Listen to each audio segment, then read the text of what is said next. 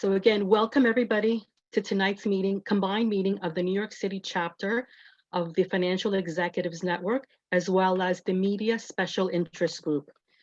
Tonight, our speaker is Ann Del Castillo, who is the Commissioner of the New York City's Mayor's Office of Media and Entertainment. A native New Yorker, she has more than 25 years of experience in film and TV production, public media, and arts and nonprofit administration.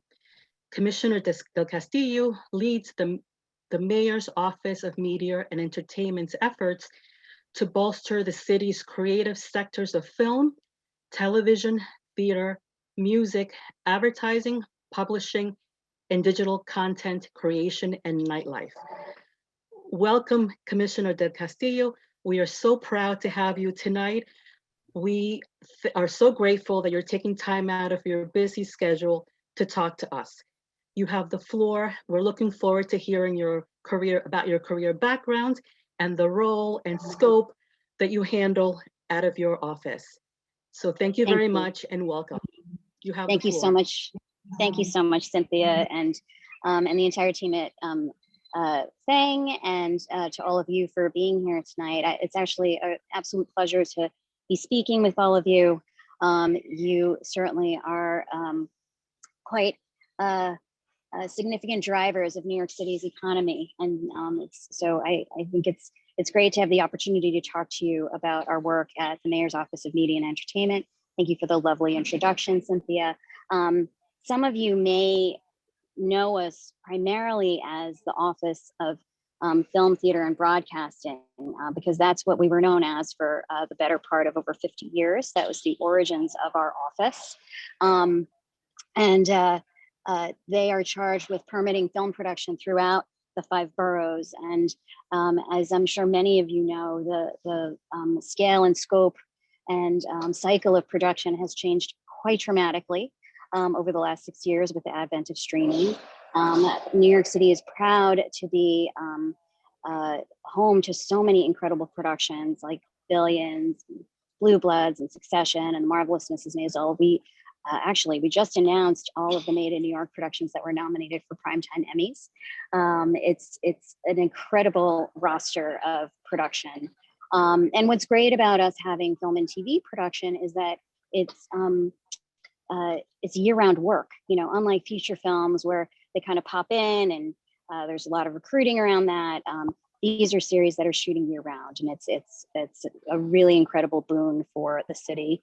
But in addition to the Office of Film, Theater, and Broadcast, under the Bloomberg administration, and apologies in advance for any background noise, I was planning to be in a more remote location, but that's not what happened today. So again, apologies, but I just wanted to make sure that I made this meeting. In addition to that, we also run NYC Media, which is the official radio and television network, municipal broadcast network of the city of New York. There's 5 channels and 5 television channels and a radio station.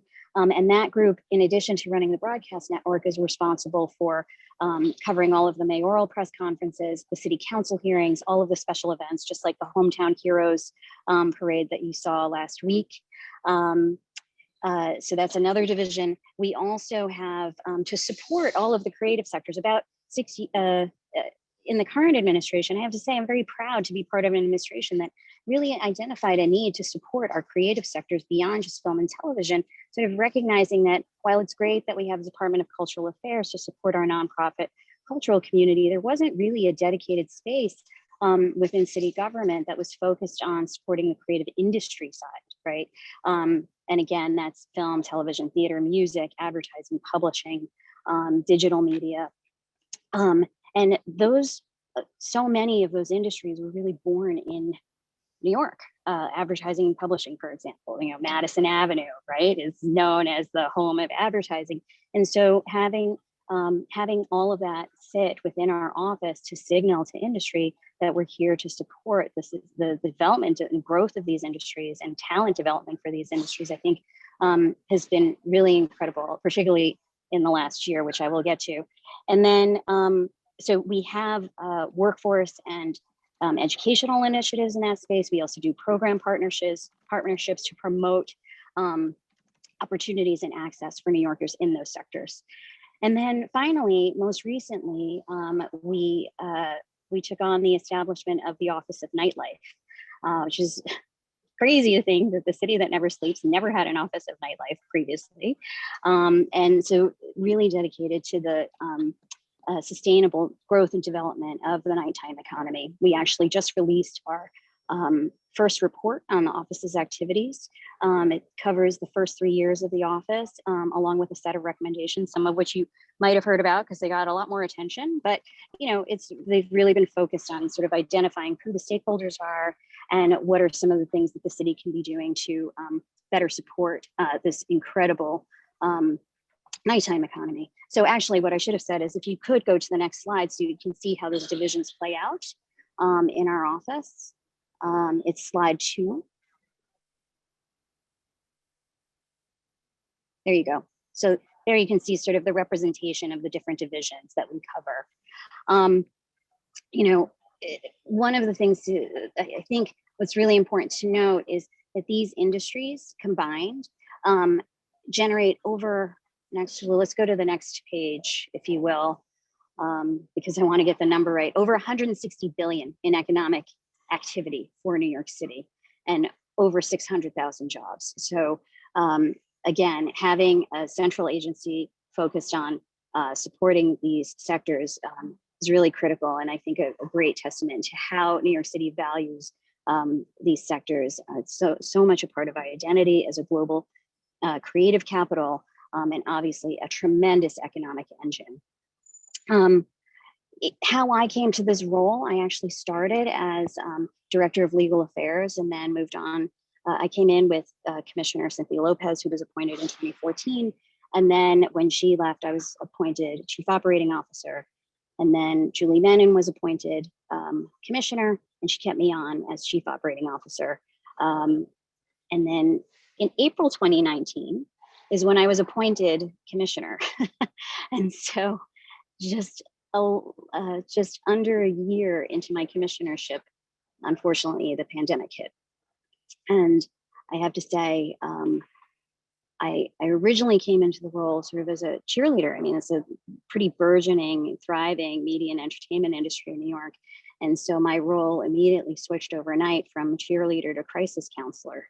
I actually come from a background in arts and entertainment. As Cynthia said, I've worked over 25 years in these sectors. I started out in independent film, worked in publishing, also worked a bit in theater. And so seeing these industries completely shut down last March was devastating on a personal level, as well as a professional level, understanding that my agency was a very critical link to these sectors to access information about what they were supposed to be doing with the shutdown. What sort of health guidance should they be following? How could they open? With Nightlife, we ended up having a much more significant role in restaurants and bars that were allowed to open, but really needed like clear parameters for how to operate. And so we came up with the Take Out, Don't Hang Out campaign. We also did the Socialize Responsibly campaign. We held many webinars and town halls to both for workers and businesses to access information about what kinds of resources were available to them, both at the city, state, and federal level, in terms of unemployment benefits, financial assistance, again, health guidance, protocols. The guidance was coming from the state, but had to be tweaked for the city in some cases because, running a business in Albany is very different than running a business in New York, especially with the density that we had. We were dealing with a crisis where you really had to impart social distancing in a very dense city. And so we spent many hours just on the phone with various stakeholders and industry leaders, making sure that they had access to the information they needed. I actually started a weekly update because actually the guidance was probably changing daily. But in order to have a central place where people could go to find the guidance that specifically applied to their sector, we started a weekly newsletter, which actually continues till today. In addition to just being a source of information, we also wanted to be an advocate for these sectors, which are again so critical to our identity in New York.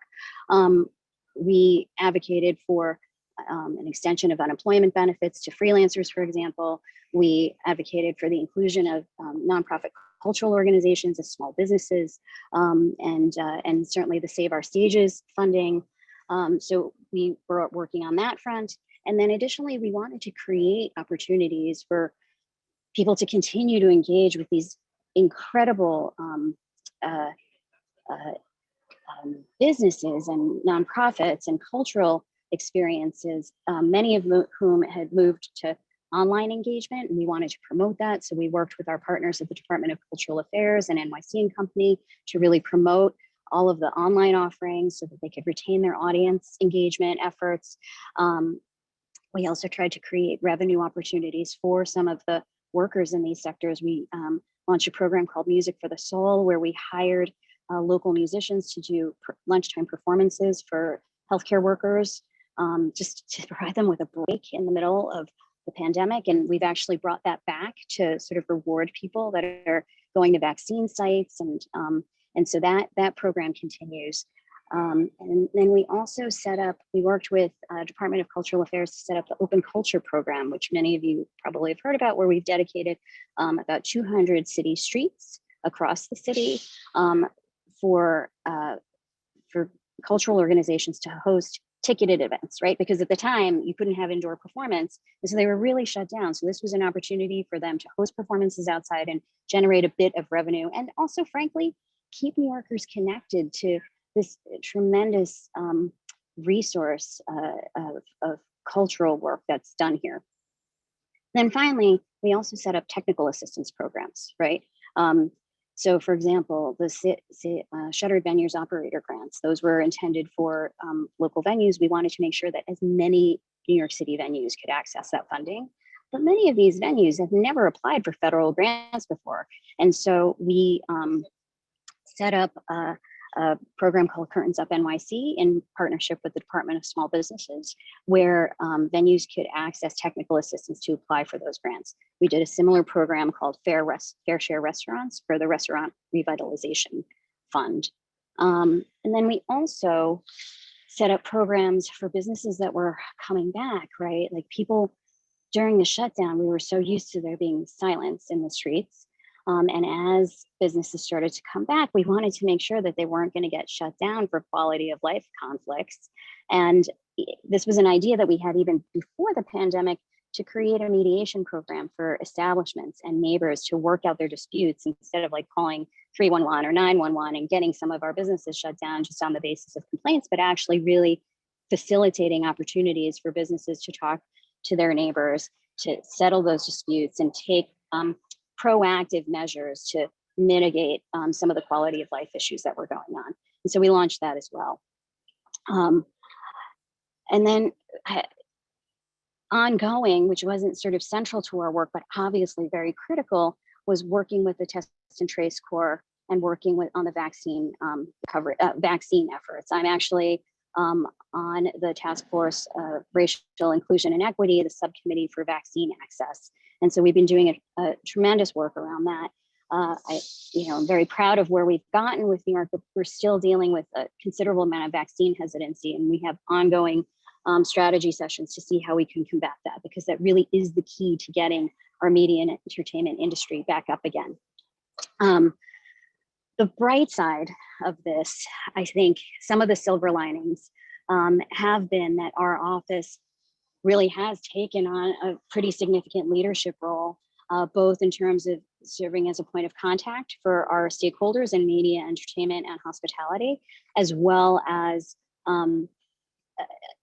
having a real seat at the table of policymaking, with our colleagues at Small Business Services, Economic Development Corporation, and NYC and Company, when we're talking about tourism efforts, economic recovery efforts, programs, policymaking.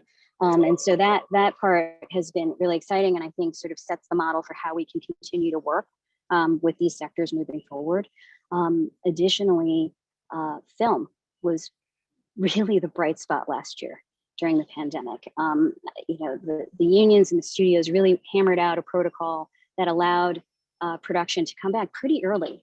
The state opened up production as early as June for crews as small as 10, and then by September, we had a significant number of the television series back up and running in New York City. By the end of December, we'd already had 35 television series that had filmed. And as early as September, we were able to see some of that on screen. So you probably saw the return of Blue Bloods, Law and Order. Law and Order launched a new franchise, right? Like in addition to SVU, they came up with organized crime. And so I have to say that was a real bright spot to see, a lot of people are like, oh, the trucks, but a lot of people were also like, oh, we're so happy to see the trucks back. It means that, production is back and the city's opening. And then in terms of live performance, I was just doing a survey yesterday. I mean, it's really incredible to see so much live performance coming back to the city. Summer Stage has opened. Celebrate Brooklyn will be opening. There's performances at Lincoln Center. So many of our nightlife venues have opened. Rockwood Music Hall, Bowery Ballroom, Caroline's. So really seeing that resiliency, that determination, that creativity continuing to bubble up and find ways to thrive and really message that New York is coming back. The other thing that we're starting to see sort of into the future is, some of the projects that had gotten stalled, there are a number of film studios that are coming online. They're seeing that the city is ripe for opportunity to expand on some of the work that we've done in the entertainment space. And so, Netflix is opening a new soundstage, and that's actually really incredible because it's really the first content producer to open a soundstage here in New York City. So that means they'll be able to hire, right? They'll have decision making over local hires. They'll be real partners in terms of workforce development for the city in that space. Wildflower Studios in Queens was announced, and they're on track. And then at the city, we've actually partnered with Economic Development Corporation and Sunset Park to set up Steiner Studios and another expansion over there, which will really bring a rebirth, if you will, of manufacturing to the waterfront. So, out of crisis, I'm seeing some really great recovery stories. At the same time, I know that there's still a lot of people hurting that we still need to help and we still need to reach. And so in many ways, that's also why I'm happy to be speaking with all of you this evening, because I want to just make sure that you all know and your colleagues know that we are here to help in whatever ways we can. We want to hear what some of your concerns are. We want to make sure that you're aware of all of the services that are available in the city. I just joined the city 6 years ago, and I'm still learning about some of the services that are available. But I think I've just been very pleased to see the kind of collaboration that can happen between business and city government and artists, and seeing, I think one of the brightest spots to come out of this is to see a reconnection of New York City with its cultural core, right? When I talk to businesses in the city, among the top 5 reasons that they want to be based here, because we all know doing business in the city is not easy, but among the top 5 reasons is our arts and entertainment and hospitality, right? Like they want to be where the action is. And so for the city to really have seen what it meant for all of that to shut down and what we lost, and to understand that that is really integral to our identity as a global creative capital, I think is one of the best silver linings to come out of it, because I think it's helping us rethink how we support these sectors, how we support the creative sectors within New York. And so with that, I'm going to close and close my remarks and open it up to questions, because that's what I really want to hear from you. Well, Commissioner, I want to commend you and just thank you for all, and your team, for all the innovative ways that you handled working through the pandemic. It just gives me chills to hear about all the wonderful work that you did and how you really supported the New York through very difficult times. I do have one question for you. You mentioned the Steiner Studios that's opening in Bush Terminal in Sunset Park, and Mhm. that's it's in at the city-owned portion of Mhm. the facility.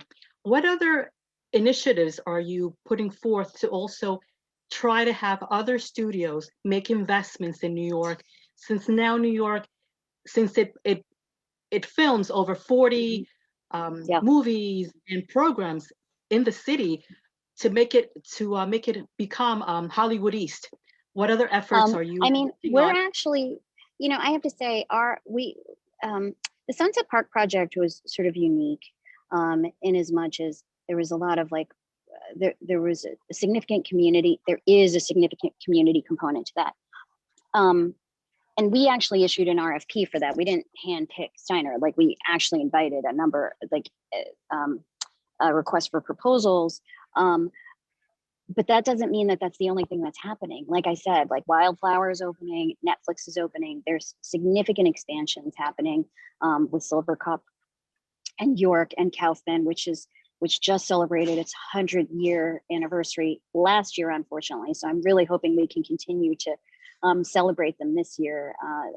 Kaufman is really what sort of changed the landscape of media making in New York City. So there's a significant amount of growth happening.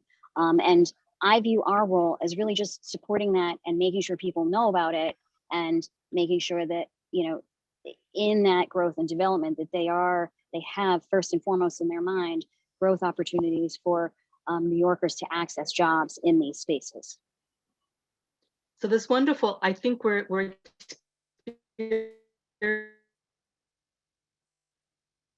Oop, hold on, I lost you. Oh dear. Oh dear. Why did that connect like that? Oh, it's okay. I think we all lost it. Okay, there we go. There we go. Okay.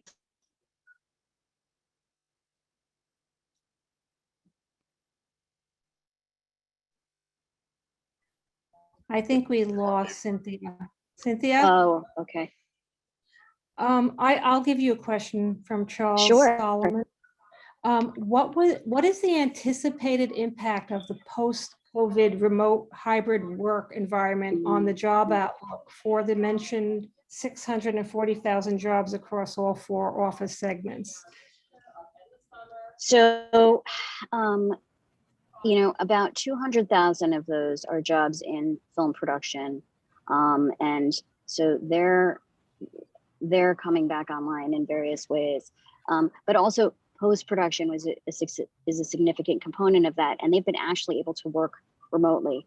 The return to office, it's interesting because none of these are office jobs. They're all like, they have to get together. That's been part of the problem with getting theater back up, is like, how do you get people back into a space where they feel comfortable, where you're changing in these tiny rooms and backstage, and you're building sets over each other.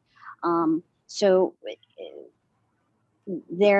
I'd have to say that, like, the unions have been very instrumental in terms of collaborating with both the studios and the theaters to set protocols to bring that back. We know that 38 shows are going to be coming back to Broadway, for example, in the fall. In terms of the office jobs, we're starting to see some return to Midtown, but we're not, I think a lot of the plans are for fall, is my sense from the conversations that we've been having. People are still waiting for the vaccination rates to come back up, and they're also just having to figure out what their spaces are going to look like. There's a lot of fear, and I think a lot of the work that we have to do is more psychological in many ways. And so the more that we can message that people need to go and get vaccinated, and really push that message, that's what's really going to help with the return to office. Okay, there's another question now from John Scardina. What has been the financial impact in terms of lost revenue to the city and industry due to the pandemic? We actually, I do not have those stats available to me. And I'll just be very transparent about that. We don't have a research team in our space. We really have been sort of in crisis counselor mode. And so we only know the figures that we had pre-COVID, and then we sort of estimate based on what we know has returned. But we know that there have been significant losses in this space. We also not just in terms of well, I guess it's all financial at the end of the day, but you know, in addition to the hard costs of the losses, we've lost some talent that left the city. And so, you know, what I'm hearing from our creative leaders is that they're trying to bring some of those people back, in addition to, you know, supporting training programs so that people can come up.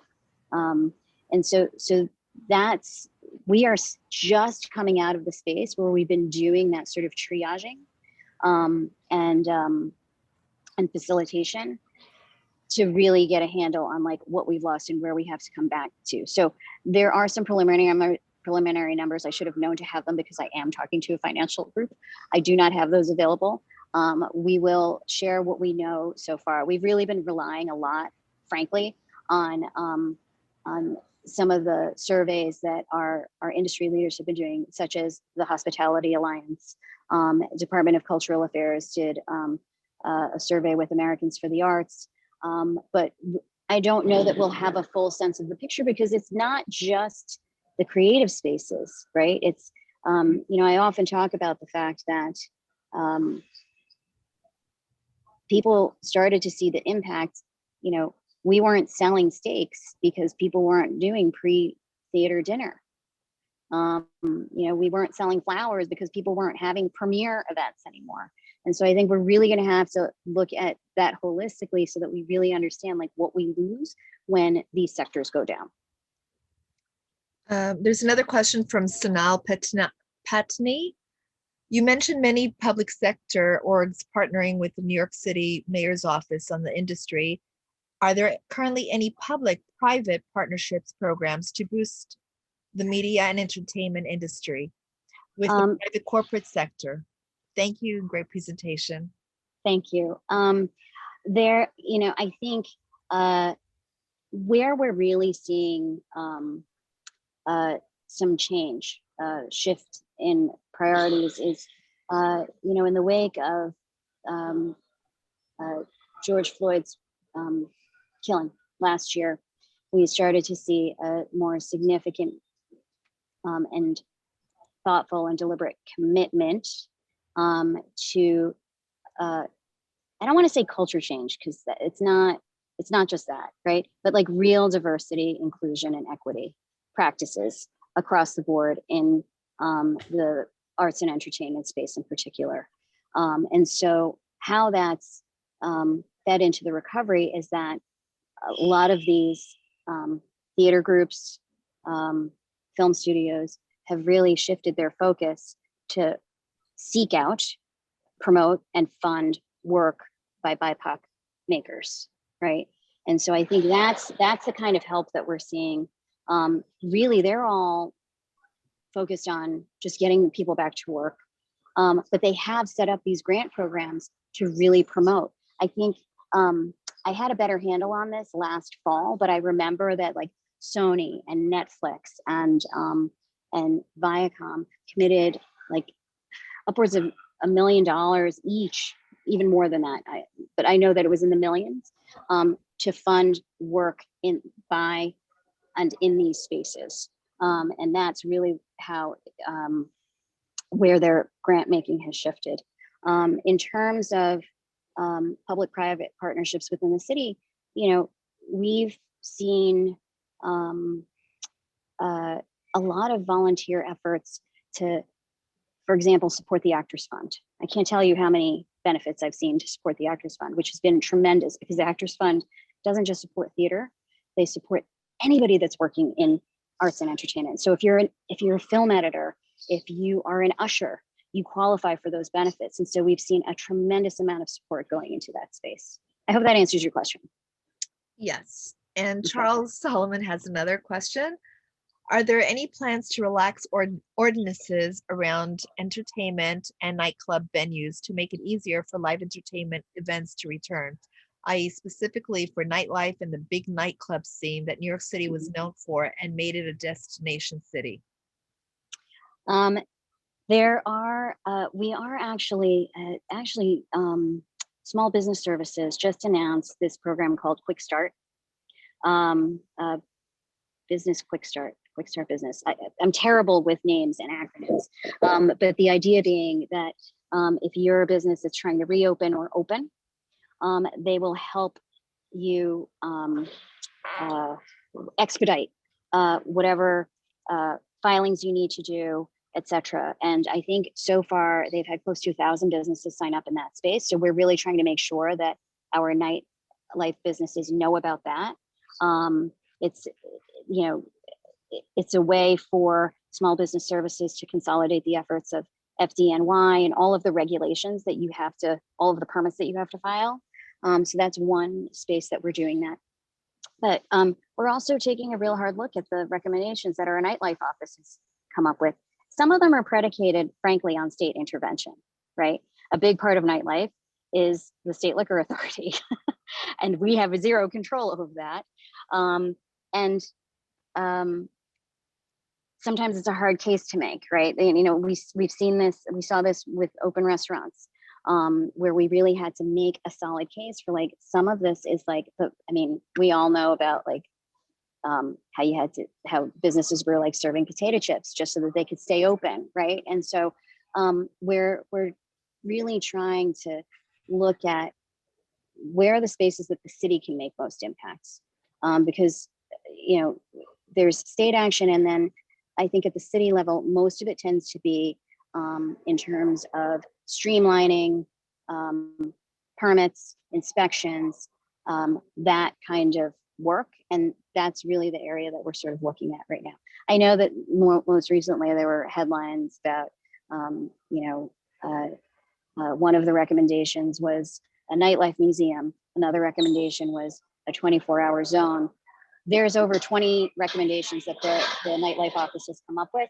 The way that we're working is to find out what are some of the things that are happening sort of generally for business that we can tap into, so that we're riding that wave with small business services, with economic development, with Department of City Planning. And so that's really, we're trying to find those nexus so that we can make sure that we help businesses that are ready to open get up and running. Okay, I have another question from Eileen Robbins. Even before the pandemic, there has been a lot of change in terms of ownership, relocation, consolidation, mergers and acquisitions, etc., resulting in job losses at mid and higher levels, particularly in publishing. Any thoughts on that? It's interesting. We've actually, these are sectors that are relatively new to our portfolio. I mean, frankly, while we put those sectors under MOM's aegis, we didn't have the staff capacity to pursue every line. So we started with music, and then that pivoted to nightlife. We just undertook a study with video games because we saw that as a growth opportunity, and we're making some inroads in there. We need to study the publishing space. There actually hasn't been a solid study of publishing industry in New York City specifically, right? Like, there have been national ones, and but I find that it's really helpful to do those kinds of analyses to understand, like, who's in the room, who's still here, what's changed, and where are they going? Because industry is the best position to help us understand what the needs are and what the trends are. And so we're actually making deliberate efforts to study all of these sectors. And I know that sounds very process oriented, but it really does help us know where the best investments are that we can make. That's what we did with music, right? We knew that we lost recording facilities. So one of the first things we did was to save the power station. And we partnered with Berkeley NYC to make sure that they preserve that recording facility. And that was a direct result of the information that we got from the study. So we're really trying to be strategic about the use of city resources, and about the best way to position industry. So Anne, I have a question. I know that you've been mainly in crisis mode. Have you, and we're still in the project of opening up New York. Have you had a chance to take a look back or look at like lessons learned or or can you also comment on any instances of resilience where even through everything, teams came through and found innovative ways to deal with the situation? Yeah, I mean, it's like I was saying, like, I think film production, film and TV production is a classic example of that, right? Like when everything else was shut down, they found a way to work. These are people that work in super close proximity to each other, right? And on really tight timelines, but they were able to figure out a way to come back that was safe, but still productive, right? So that's one. There was another one that sort of came to mind, post-production, right? They were actually able to continue working throughout the entire pandemic. And so, there were certainly kinks that they had to overcome, like, editing a feature film in your living room on your Verizon Fios is probably not ideal. So like coming up with ways to sort of make that work seamless. Those are incredible stories of success. And then people dipping into their archives and then creating new content to continue to engage live audiences over the internet. We have so many examples of that. It's true, we haven't had time to digest it, but I think that will be forthcoming because we do need to see like what are some things that we want to carry forward and what are some things we really don't want to return to. While online was great for some things, it wasn't great for many things. Like it's very hard to do comedy online out of your living room. I think it's awesome the amount of detail that your office is involved in, and the fact that you're clamoring and requesting that you be in the room for certain discussions, because you represent this huge industry where New York is the media capital of the world, and you want to preserve those jobs or that sector. So I'm very happy to hear you say that you want to be in the room and that you're clamoring for them to make sure that they're aware that you need to be there when decisions are made on regulations and all these other things that are happening in the city. It's actually ironic. I'm thinking about the fact that I'm talking to a group of financial executives right now, right? This morning, I was talking to our nonprofit media arts organizations, right?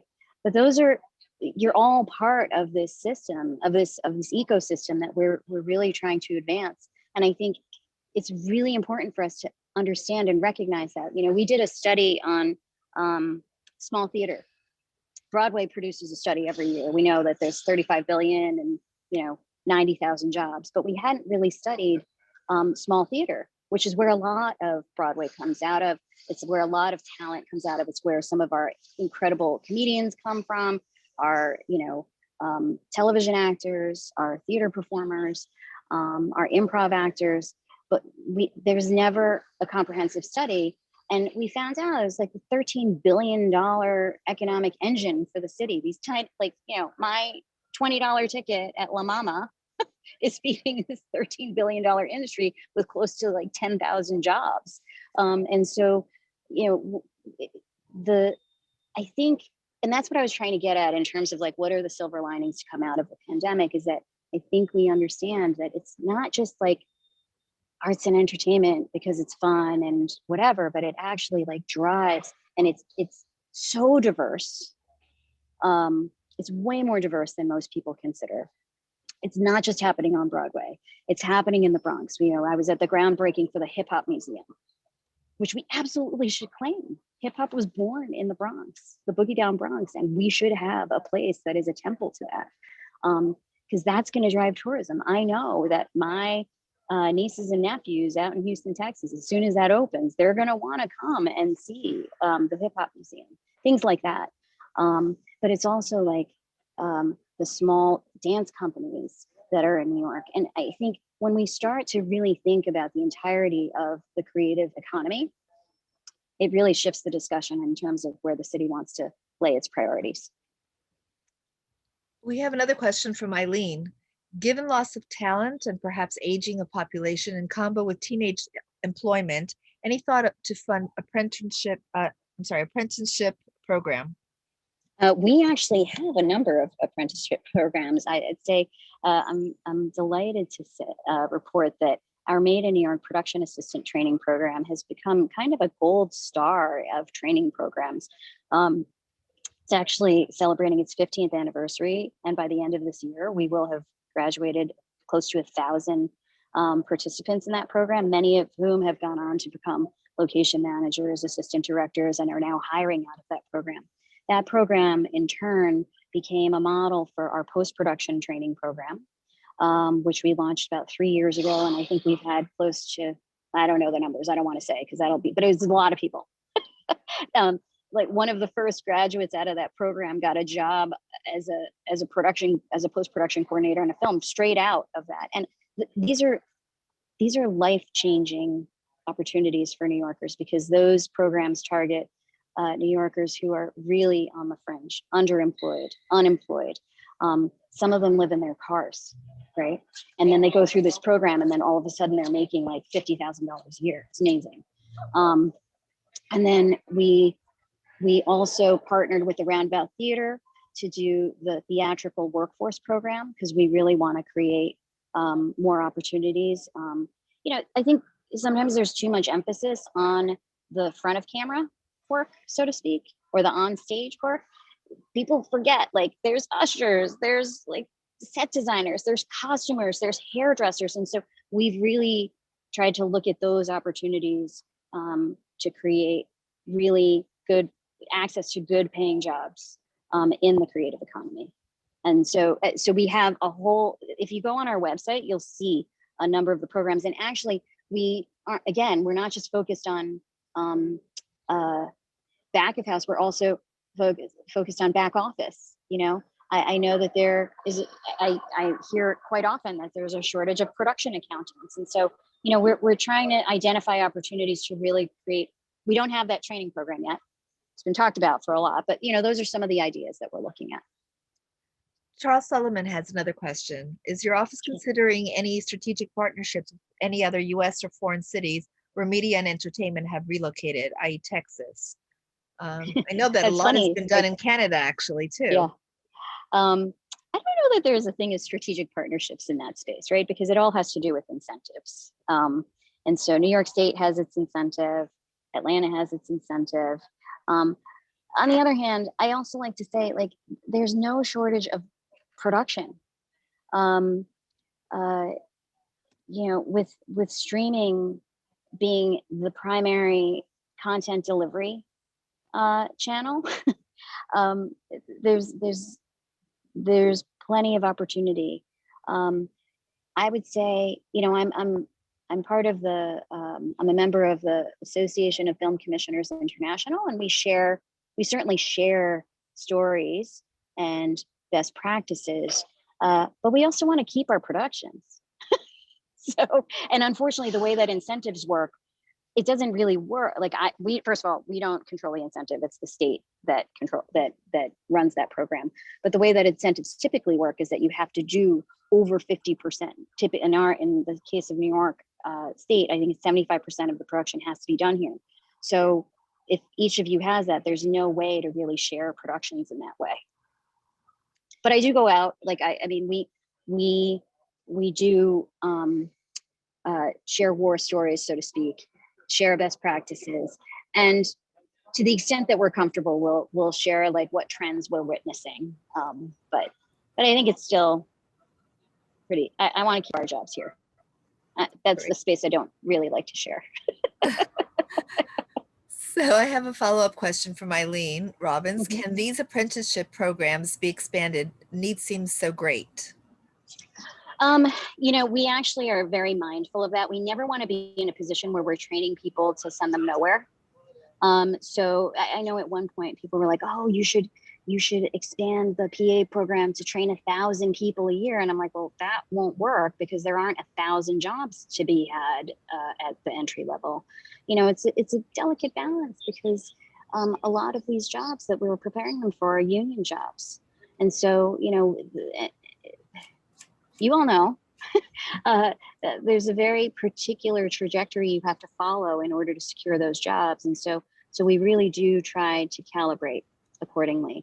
Our cohorts tend to be anywhere from 10 to 30, but not much more than that. Okay. So I have a question for you myself. I know that we're financial executives here. I know that this has impacted a lot of other industries that people are not aware of. Even people supplying all these companies with their daily supplies, be it Mhm. garbage bags, coffee, whatever it is that they needed to supply the local stores with food, the Mhm. caterers, and everything else. How has this really impacted financially the entire city? Because it trickles down to a lot of the other industries that were supporting the media industry. I do not have a ready answer for that. I really do rely a lot. And full disclosure, I came into this as a producer, right? Like I come from the producing end. The more operational side of these things, I am frankly still in a space where I'm learning to identify the data points that we need to be mindful of. But that really is where we work in close collaboration with our colleagues at the Economic Development Corporation, who has entire teams devoted to this this analysis, as well as the Office of Labor Relations and Office of Management and Budget. We have been made whole to some extent by the stimulus funding, which we're trying to pour back into the community through programs like City Artist Corps, Cleanup Corps, these grants programs to small businesses, things like that. But I don't want to speak to something that I'm not familiar with. We can certainly try to get you responses to that information. Great. John Scardina has another question. Can you speak to the Welcome Back to New York concert planned for Central Park in August and all the planning and coordination involved in planning such an event? So it's actually our colleagues at Citywide Events Coordination and Management that are running that. We work with them primarily for the street activities permitting, because as you can imagine, there's like trying to permit film production in a 24/7 city that is the center of many, many media events that are sort of beyond us. It's quite a challenge, right? Like we might run into a parade or a street fair or whatever. So they're actually the primary driver of the homecoming event, working in concert with NYC and Company. I mean, really the way that came about was Clive came to us and was like, I want to give back to the city. I want to, help do a celebration of the city. And so he's Clive Davis. Sorry, I don't know him personally. I don't know why I called him Clive. It's just how we refer to him internally when we're talking. But he was really the one that sort of sparked the conversation. So he is largely recruiting the talent for that. And then we're working with a couple of other organizations to present programs throughout the 5 boroughs, right? So there's going to be a main event in Manhattan, and then we're also going to have concerts and events in all of the boroughs, so that all of New York gets to participate in that. Part of it is intended to draw New Yorkers out and really sort of remind them of what is so incredible about New York and bring them back together, right? To incentivize like coming back together. But another significant part of it is to remind the world that we have the most incredible talent here, and we really know how to throw an incredible party. And so that's why we're working in large part with NYC and Company on the tourism campaign and folding in that messaging into their campaign that they announced last week. In fact, there's a they cut together this incredible video that really reminds you of like what it is to be in the space that is New York. Okay, so we have another question here from Jason Moo. Can you speak to the way the city is supporting independent producers, i.e. providing insurance and bond coverage? Yeah, that is a question that comes up consistently. We don't do that. The city self-insures our own activities, and so we're not in a position to extend insurance to individual productions. But pre-pandemic, there were some conversations about among some of the insurance providers to create a special kind of coverage that the city would accept, because I know that there's a particular threshold. And I'll be honest, I've lost track of the conversation in that, because what that's been trumped by is the insurance conversation overall, like with respect to the pandemic. You know, what is covered, what is not. I remember in the early days of the pandemic, we were really hoping that the shutdown would in some ways help some businesses so that they could rely on their insurance. And then we realized they had pandemic exemptions. So that's actually where the conversation around insurance has shifted, is what does insurance coverage in the COVID era look like for production? I mean, we had a number of productions shut down, right? I mean, they were able to keep going, but I think you all know what it is if a production has to shut down for a day.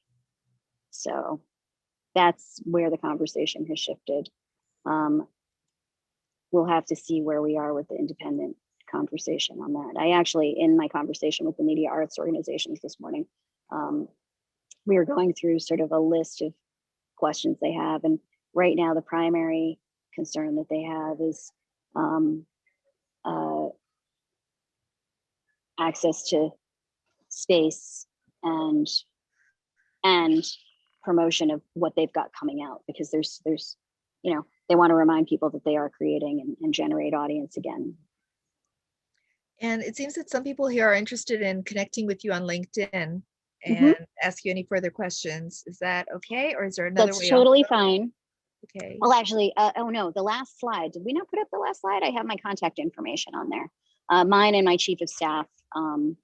As you can imagine, we're a pretty lean team, but I you know, we will respond. One of us will respond.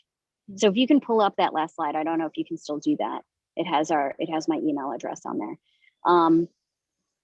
And then certainly if you connect with me on LinkedIn, it's helpful to say that you were at this, because I do get, I don't accept all invitations unless I know that there's some kind of connection. Okay. Just in the spirit of so- transparency. Right. And is there any other URL or any website that they can Yeah, connect with you as well? So right here, nyc.gov/MOME, if you see that on the slide, and then that's my contact information. There's also a contact form that you can reach me at if you don't catch this. But there on the website, we've really tried to put as much information about the programs that we have available, and then certainly sign up for the newsletter.